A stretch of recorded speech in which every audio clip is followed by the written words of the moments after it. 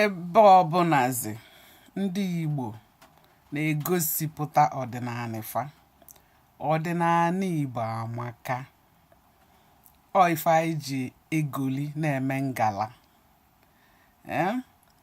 Ya ife anyị je ka inene kịta na ife onyonyo bụ ụmụ nwanyị Igbo ndị nọ na mba ofesi na Amerịka ebe fa na-egosipụta ka ọdịnala anyị dị.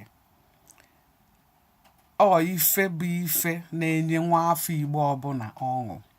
Anyị wee na-akọwara ụmụnne anyị si bikonu ebe ọbụla onye nọ onwe ife fa na-eme iji kwalite ọdịnala Igbo, fa kpọtụrụ anyị n'Obu Igbo TV ka anyị nyelụfa aka wee gosipụta ya ka ndị mba niile wee fụ, ka fa wee mata ndị anyị bụ na anyị bụ ndị gboo ụmụ Igbo na anyị bidoro ụwa, anyị nyere ụwa niile culture fasizi wee bido wee na-ahazi nke fa.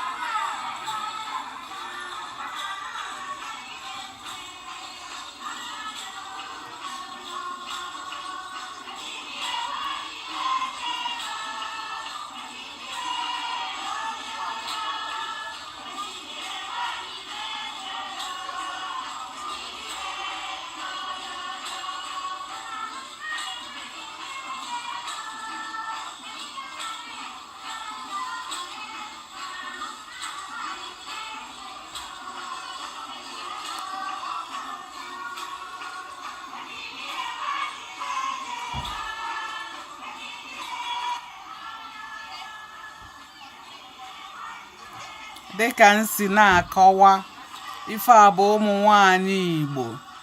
Ifugo ka fa si na-egoli, fa na-egosipụta ife eji malụ fa, na-enwe aṅụrị. Ụmụ nwanyị Igbo bụ sọ mma.